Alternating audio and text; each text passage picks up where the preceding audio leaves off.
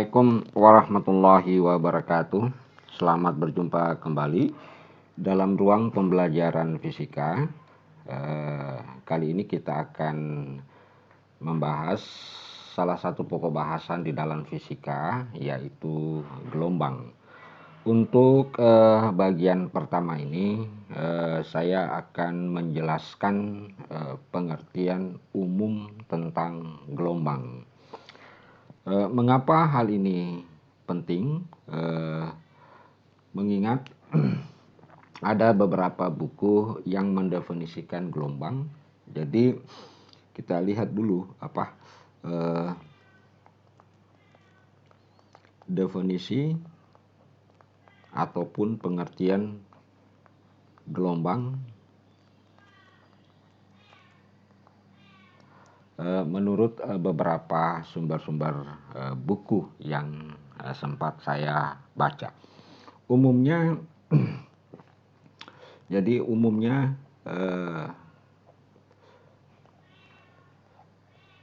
mengatakan bahwa gelombang itu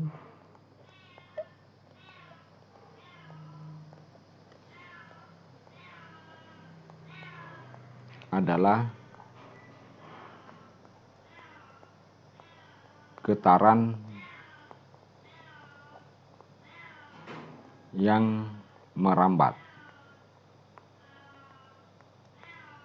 Jadi diartikan sebagai getaran yang merambat baik melalui satu medium maupun tanpa medium. Nah, hal yang ingin saya review ulang adalah persoalan tentang istilah getaran yang merambat. Nah, sesungguhnya menurut pemahaman saya sepanjang yang saya ketahui, bahwa gelombang itu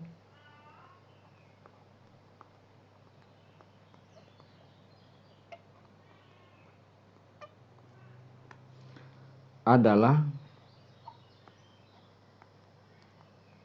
jadi bukan getaran yang merambat.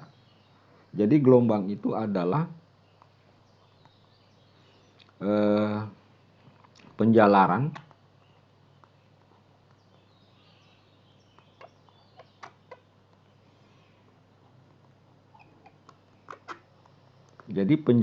energi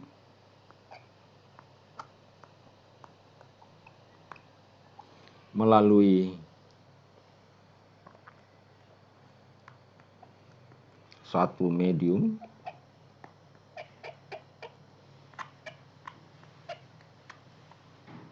elastis atau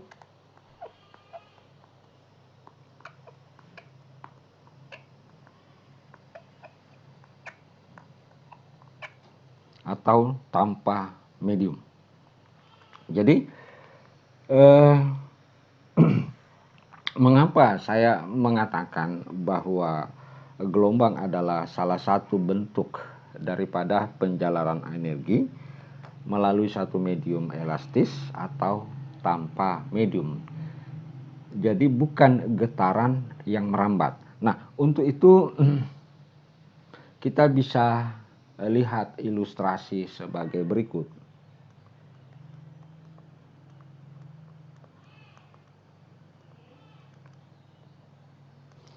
Nah, misalkan ada sebuah pegas yang kita gantung, ya. Kemudian pegas ini kita ikatkan sebuah tali yang relatif panjang, gitu. Nah, jika pegas ini kita tarik ke bawah, lalu dilepaskan, maka beban ini akan melakukan getaran. Karena tali terikat pada beban, dan tali adalah salah satu bentuk medium elastis, maka tali itu akan bergelombang. Jadi tali akan bergelombang yang disebabkan karena adanya getaran-getaran yang di ujung tali tersebut. Nah, sesungguhnya bentuk gelombang ini sebenarnya di setiap elemen-elemen juga melakukan getaran-getaran. Di setiap elemen-elemen juga melakukan getaran-getaran, naik turun, naik turun, naik turun, getaran-getaran sesuai dengan getaran pegas tersebut. Nah, inilah yang barangkali sehingga banyak yang mengartikan bahwa gelombang itu adalah salah satu bentuk penjalaran getaran. Nah, menurut saya, pemahaman saya bahwa sesungguhnya bukanlah getaran yang melakukan perambatan. Mengapa demikian? Nah, karena pada saat balok atau beban, ya, beban pada pegas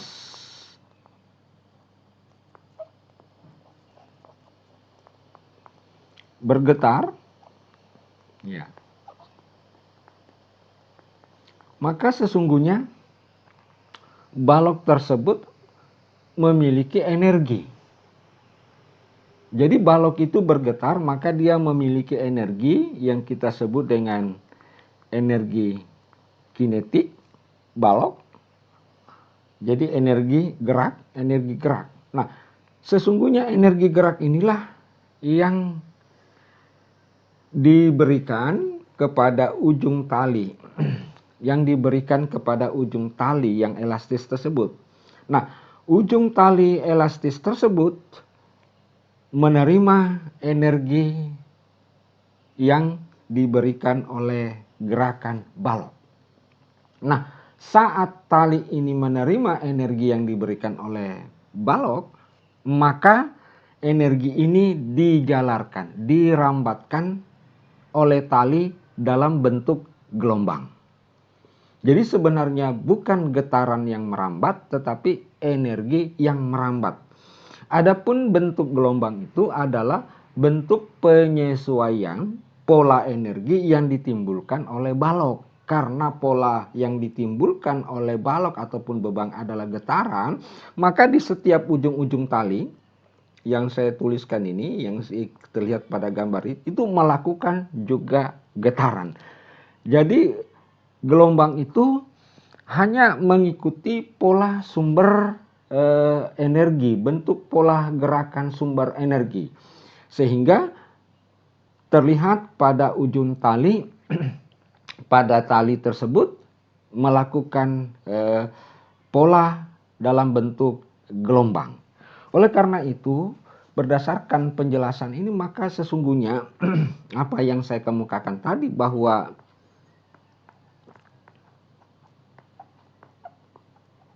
gelombang itu adalah salah satu bentuk penjalaran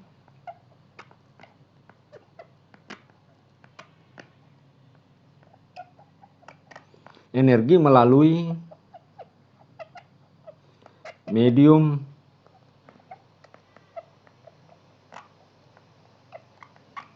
elastis atau tanpa medium seperti gelombang elektromagnetik. Nah, ini yang saya maksudkan, ingin memberikan semacam penjelasan menurut apa yang saya ketahui. Nah, mengapa hal tersebut bisa kita alasan bahwa gelombang itu adalah salah satu bentuk penjalaran energi. Nah, hampir semua di dalam persoalan-persoalan fisika bahwa sesungguhnya yang melakukan proses perambatan, yang melakukan proses penjalaran itu atau pergerakan. Jadi istilah rambatan adalah pergerakan dari satu titik ke titik yang lain. Jadi proses pergerakannya itu ada dalam bentuk gerak lurus, ada dalam bentuk gerak gelombang, ada dalam bentuk gerak sinusoidal, ada dalam bentuk gerak siksak, dan ada dalam bentuk radial.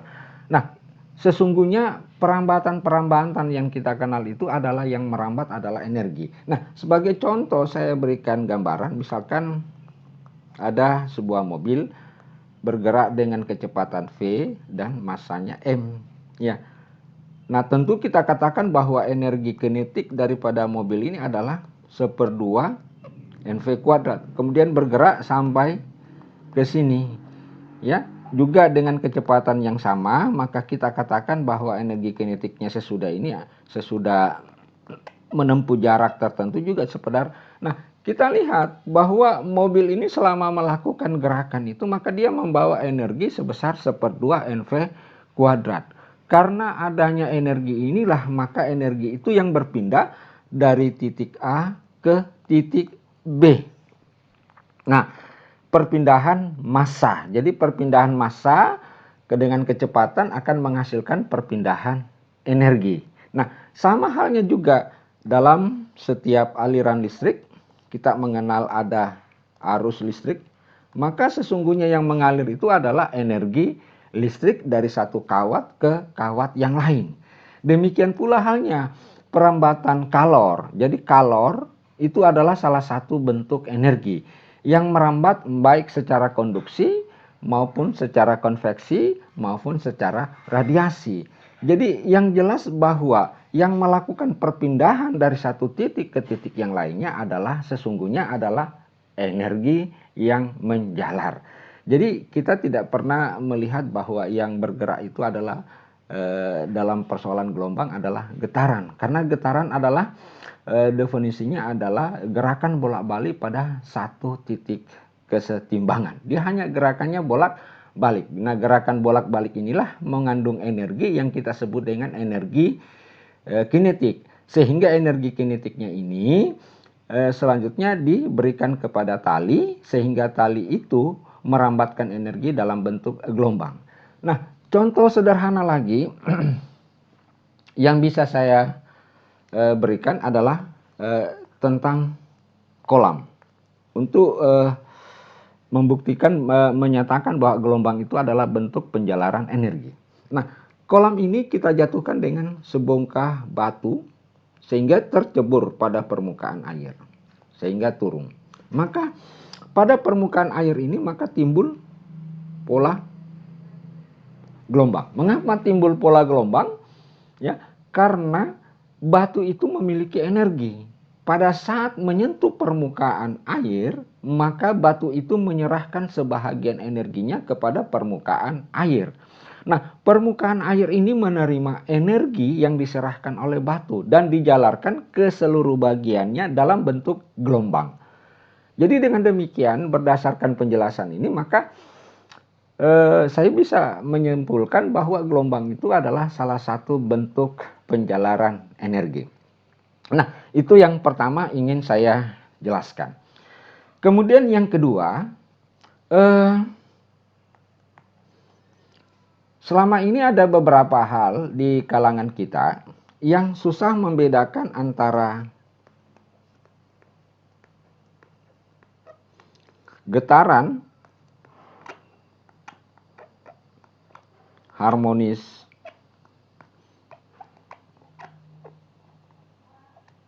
sederhana dengan gelombang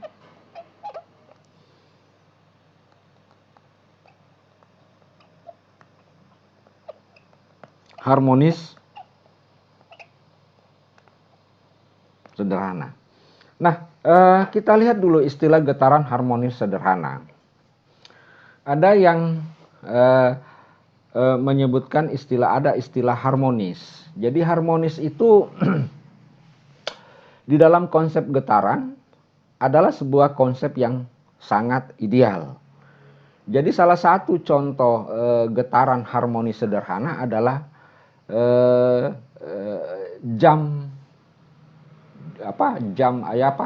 bandul. Jadi bandul yang terdapat pada jam yang kuno itu adalah yang kita sebut dengan getaran harmonis sederhana. Mengapa demikian?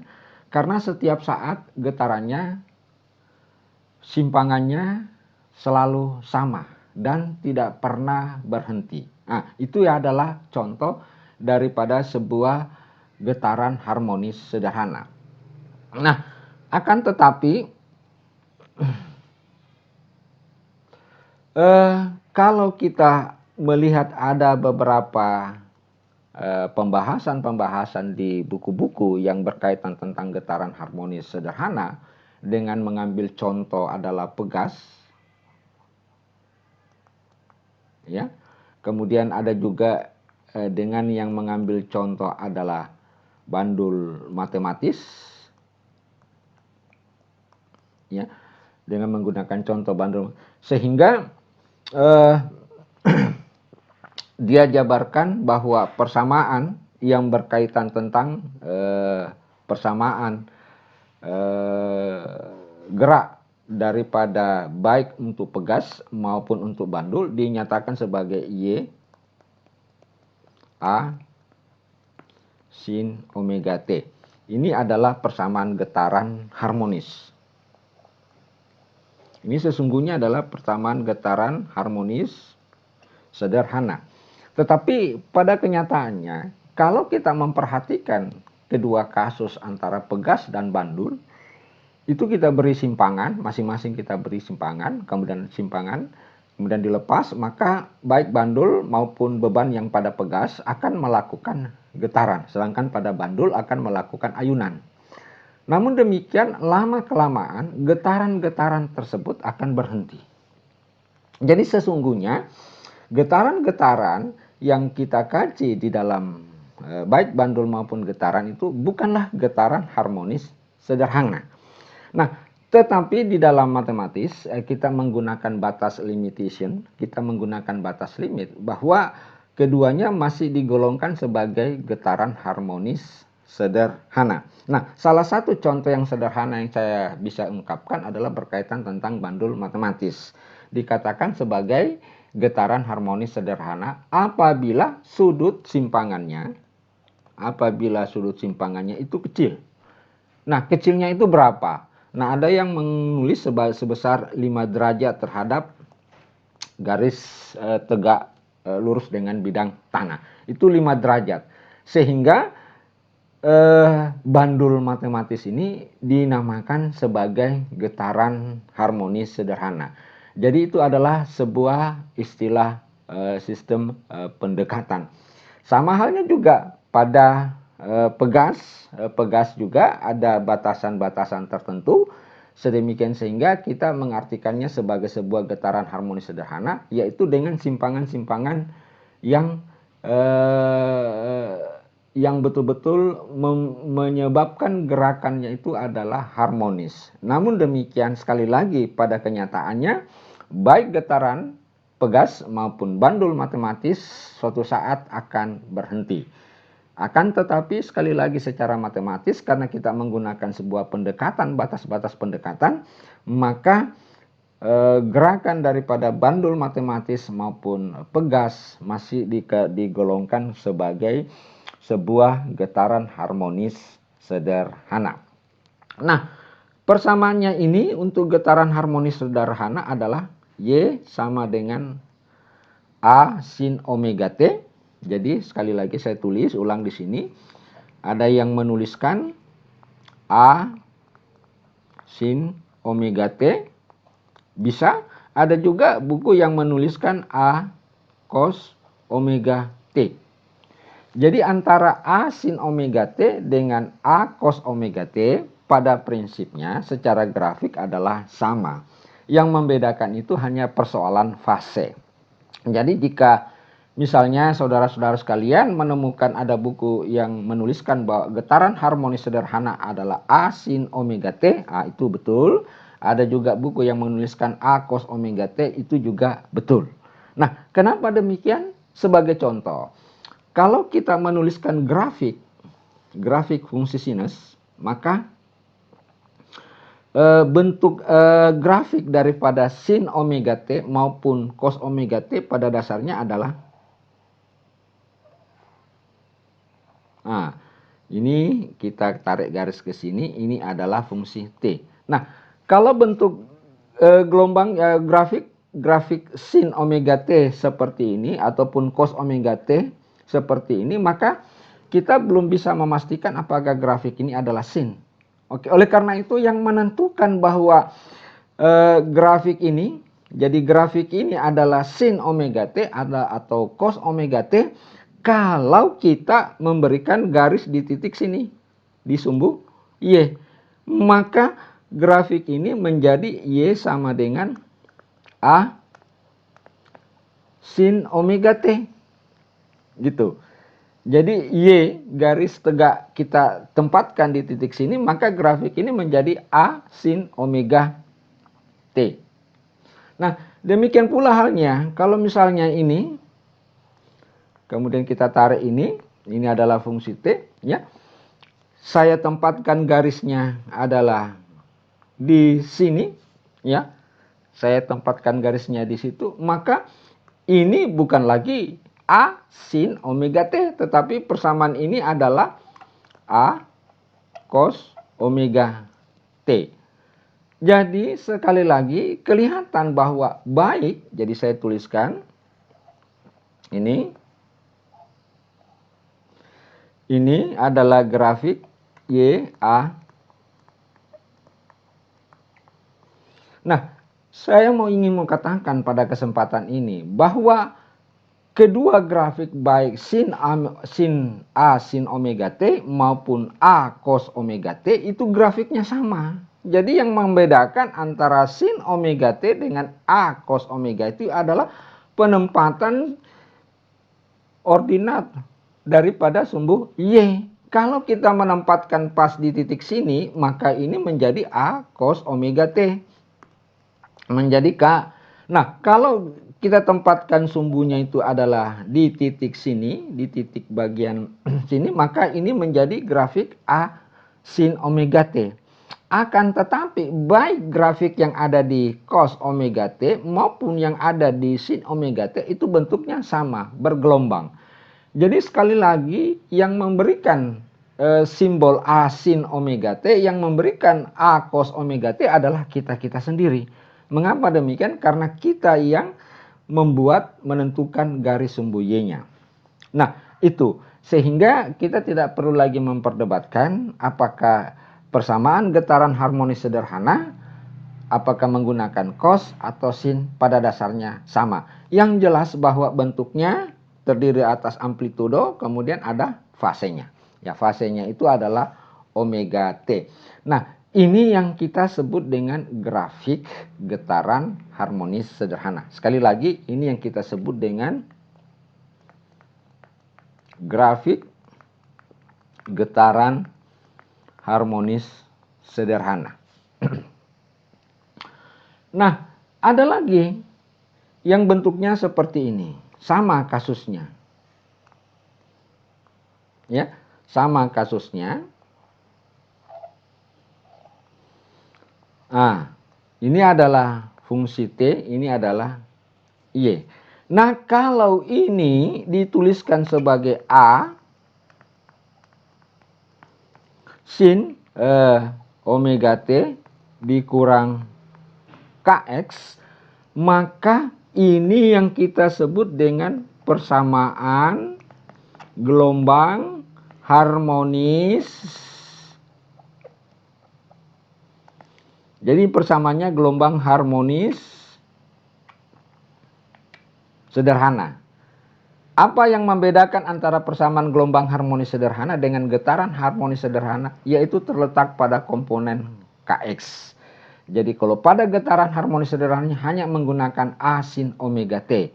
Itu artinya pada saat X sama dengan 0. Tetapi persamaan gelombang harmonis sederhana muncul Kx. Oleh karena itu nanti kombinasi antara omega T dengan Kx itu akan menghasilkan sebuah kecepatan rambat gelombang. Nah, perlu saya jelaskan di sini bahwa yang di atas ini bukanlah grafik gelombang harmonis sederhana. Tetapi ini menyatakan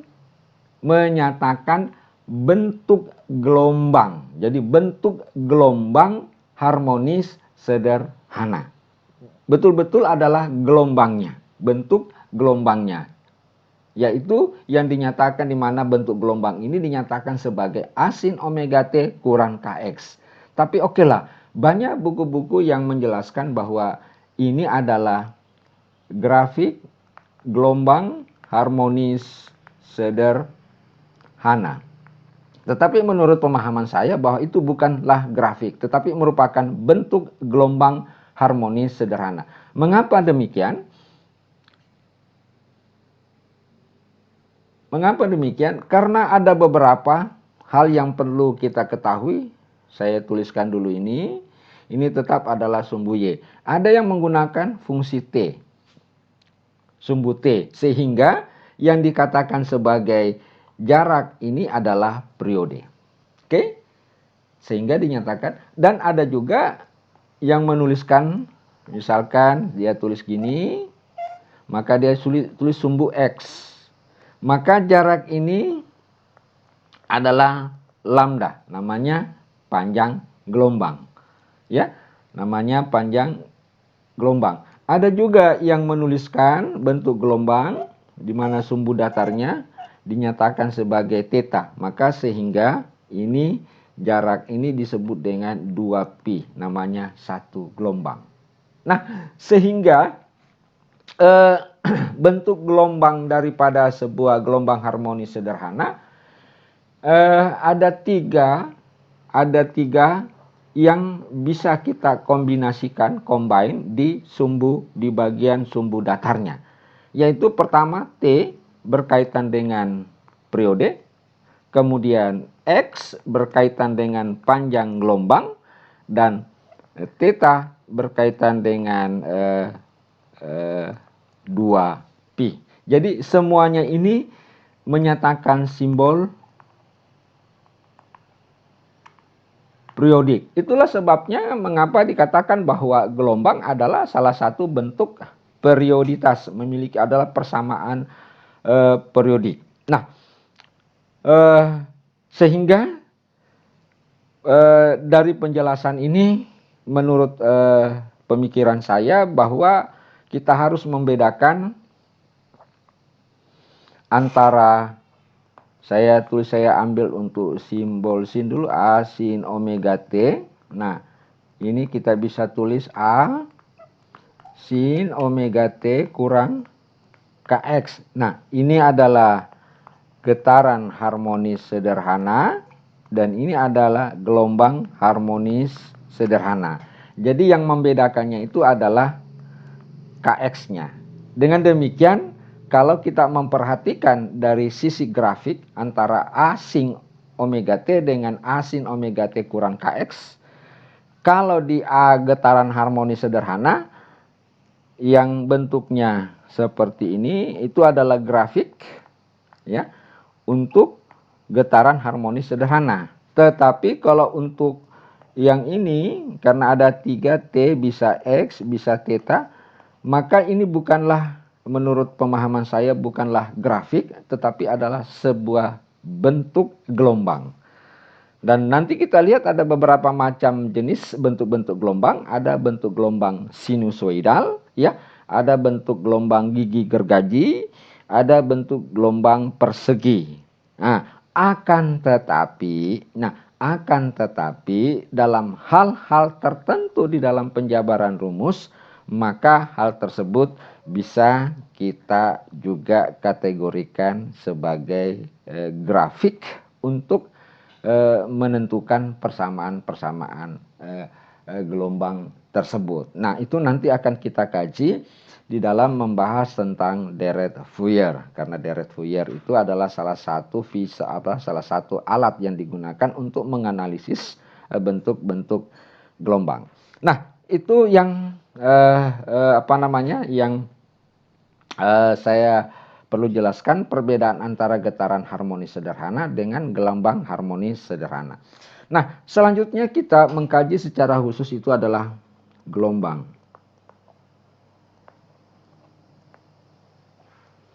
Nah, gelombang yang saya jelaskan tadi adalah sebuah bentuk penjalaran energi, baik melalui satu medium maupun tanpa melalui suatu medium.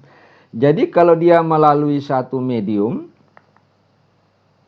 biasa digolongkan sebagai gelombang mekanik. Tetapi kalau tanpa medium,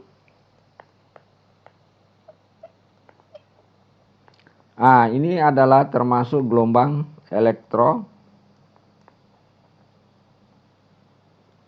karena gelombang elektromagnetik bisa merambat, berpindah dari satu titik maupun ke titik yang lain dalam bentuk gelombang tanpa menggunakan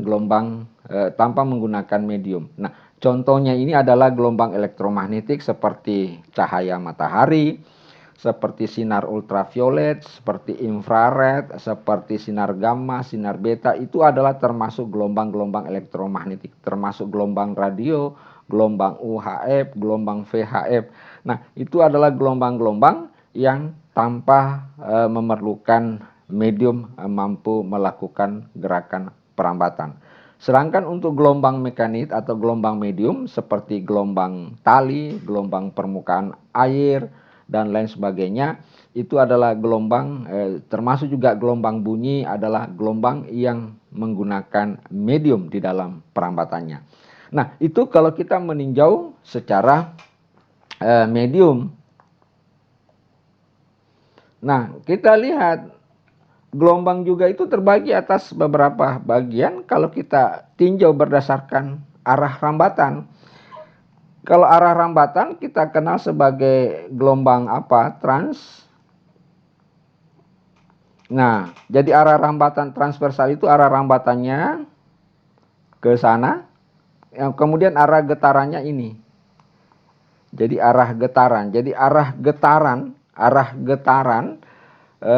pada gelombang transversal itu tegak lurus dengan arah rambatan. Nah, contoh gelombang transversal adalah gelombang tali, itu termasuk gelombang transversal. Kemudian gelombang elektromagnetik juga, semua gelombang elektromagnetik merupakan gelombang transversal. Gelombang permukaan air juga adalah gelombang transversal.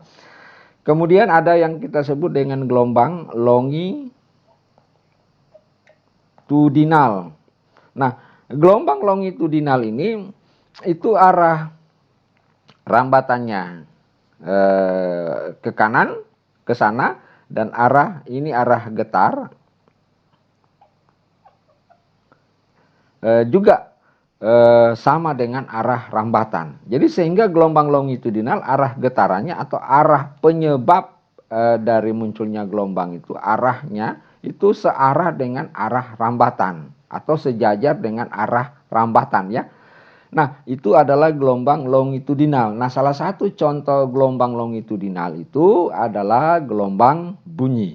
Jadi gelombang bunyi merupakan gelombang longitudinal, di mana arah getaran searah dengan arah rambatan. Sehingga di dalam gelombang longitudinal kita mengenal istilah rapatan dan regangan. Nah, itu.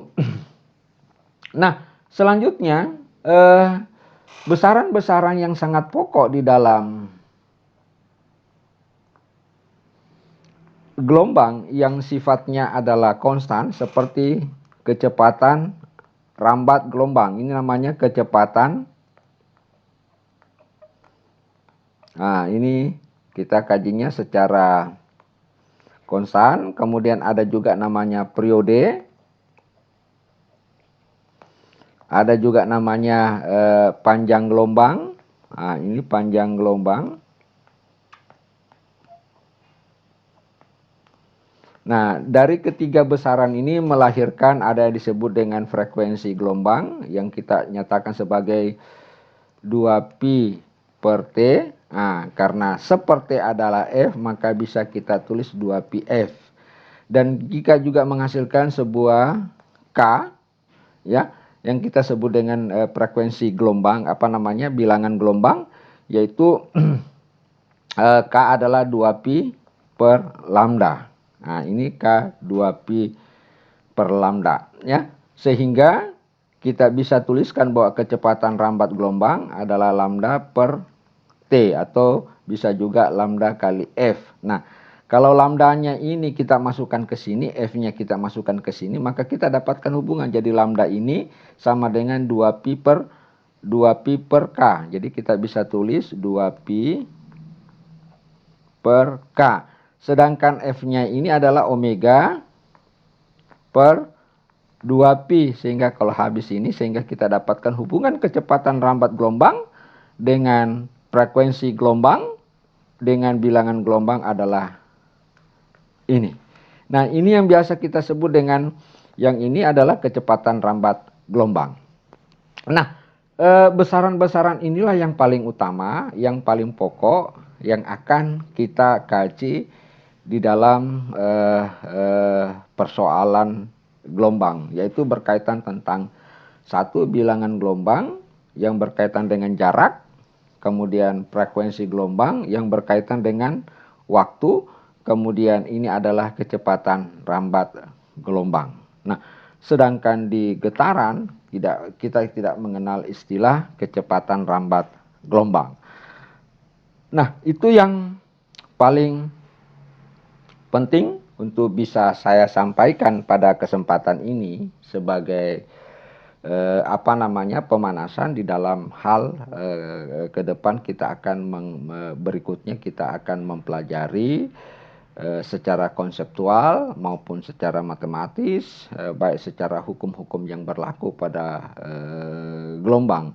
Namun demikian, penjelasan awal ini mudah-mudahan memberikan gambaran tentang apa yang akan kita kaji di dalam persoalan gelombang.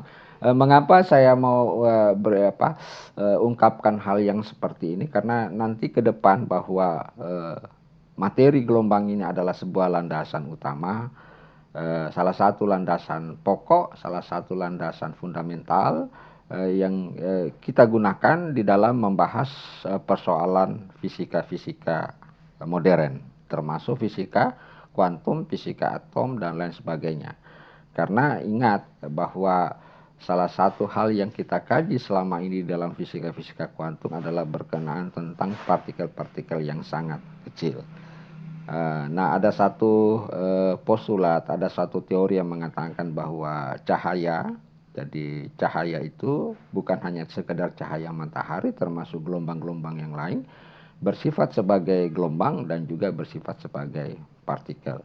Sehingga di dalam pembelajaran fisika kuantum ada pembahasan tentang partikel-partikel atom dengan menggunakan persamaan gelombang Schrödinger, tetapi ada juga dengan menggunakan pendekatan partikel yang biasa orang sebut dengan persamaan efek fotolistrik dan lain sebagainya. Nah, baik, demikianlah penjelasan singkat tentang ulasan pemahaman, pengertian tentang definisi maupun gelombang itu sendiri. Semoga pertemuan pada bagian pertama ini memberikan pemahaman kepada kita semua dan senantiasa memberikan keberkahan bagi kita semua. Dan saya cukup akhiri. Sekian. Semoga apa yang saya sampaikan bermanfaat. Assalamualaikum warahmatullahi wabarakatuh.